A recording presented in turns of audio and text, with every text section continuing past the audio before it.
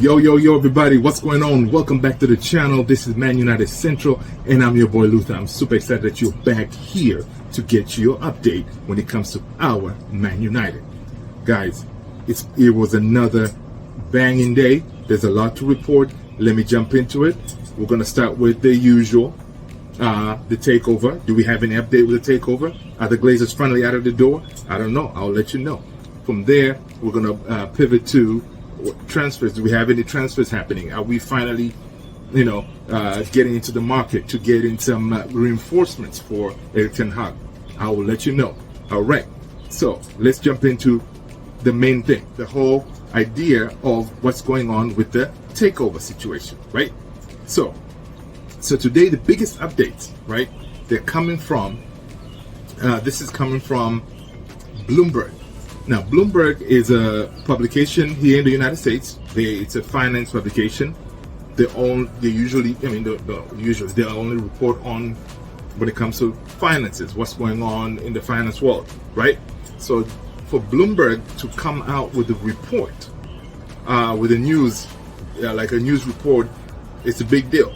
It's kind of pointing out to what is happening as far as the takeover between Sheikh Jassim and Sir Jim Ratcliffe. So let me read you what it says here. So according to Bloomberg, there's a growing confidence within Sheikh Jassim's, who is from the Qatari camp, that they have successfully fended off competition for Sir Jim Ratcliffe to acquire Manchester United, which is a Premier League club.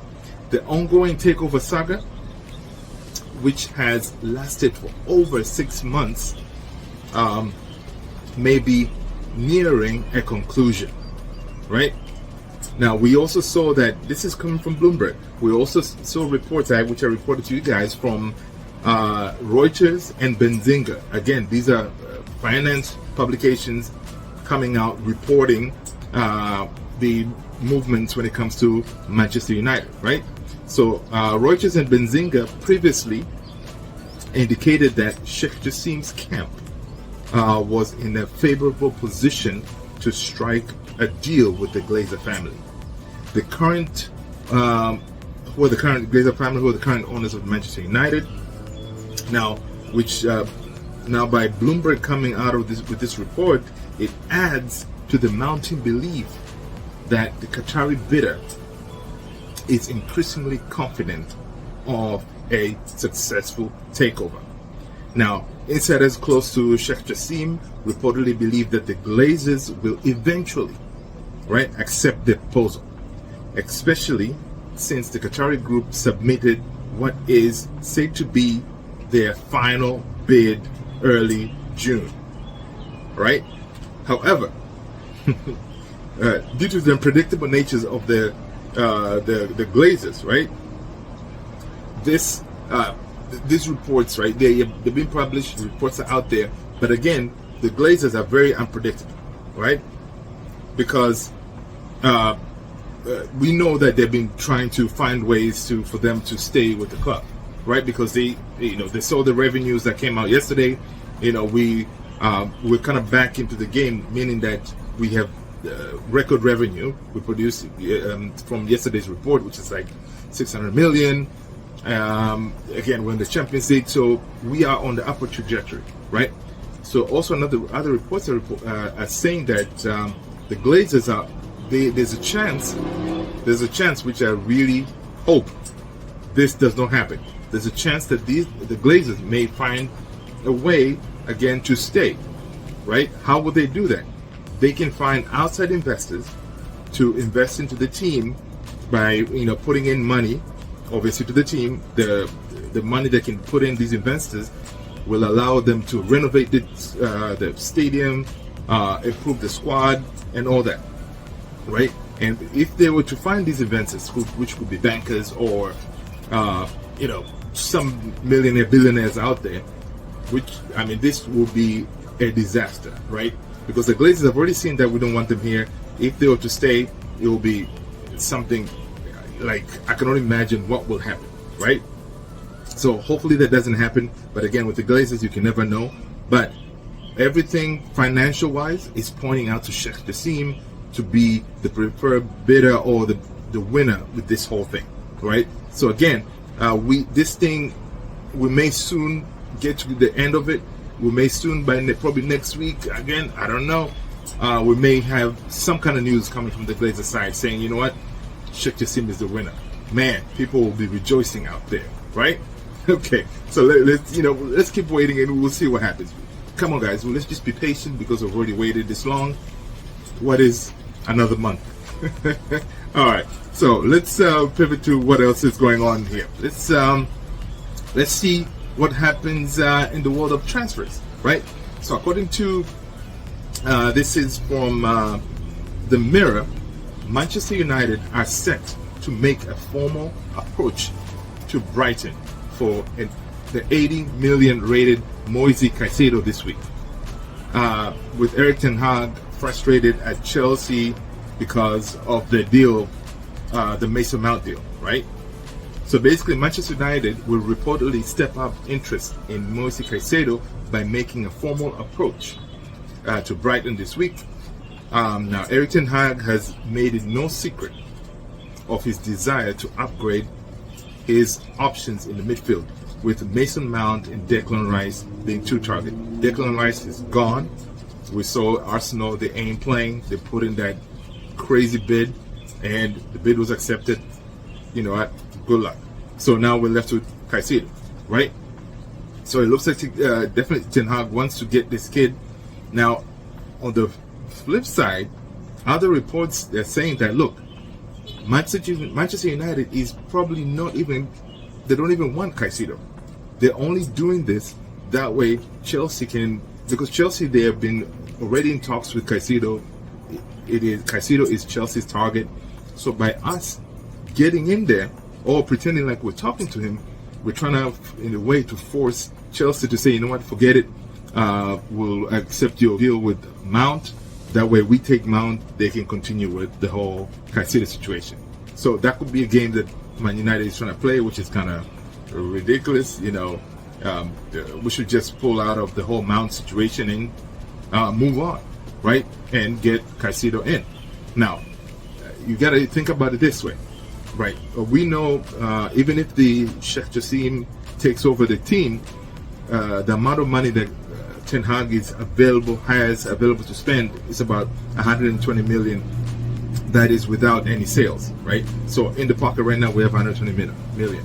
So if you go and spend, I don't know, 80 on Caicedo, what are you left with, right? Pretty much nothing. Is that going to be enough for you to get a goalkeeper? Is it going to be enough for you to get a striker? It doesn't make sense. So the way it looks like it, because Caicedo is already priced at 80, I think it's a bluff. We're only doing it, that way Chelsea can, come to their senses. We'll see. Because right now I'm seeing, this is from Fabrizio Romano. He's saying that sources in both camps, Chelsea and Manchester United, they have basically, remember I mentioned that Chelsea wanted United and them to sit down and have a face-to-face discussion on the Mount deal. Man United agreed, and it looks like they had their first meeting today, and it looks like both sides consider that they can come up with a deal when it comes to Mason Mount, right? Because now with United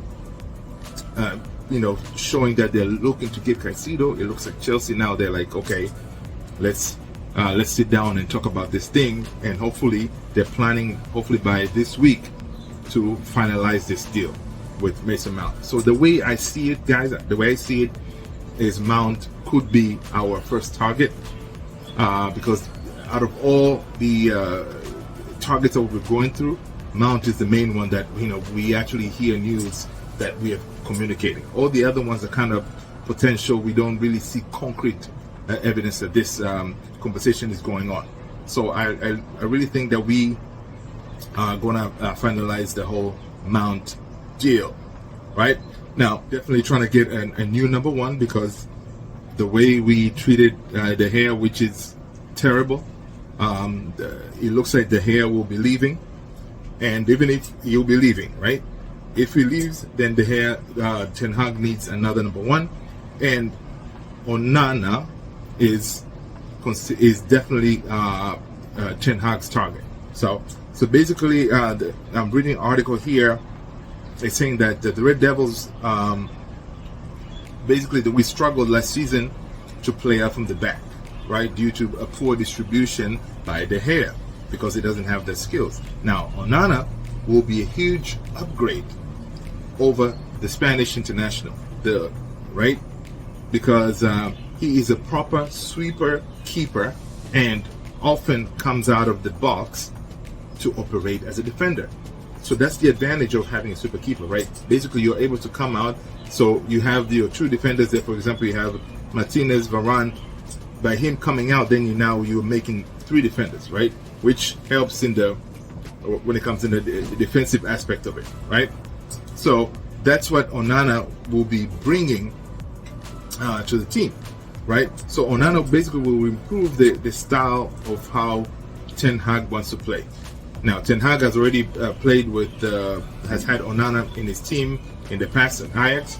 So, of course, it will be another player that he is familiar, and he has already worked with. He knows how Onana operates. So, it should be a seamless transition for him to come into the team and to be able to perform, in the right manner and get us to play the way Ten Hag wants to play, right? So that is pretty interesting. Now, on another note, when it comes to Onana, Inter wants to complete the deal by the end of this week. Will it happen? I don't know. Because the reason that Inter wants to complete the deal by the end of this week is because a lot of teams, they want to complete by end of June.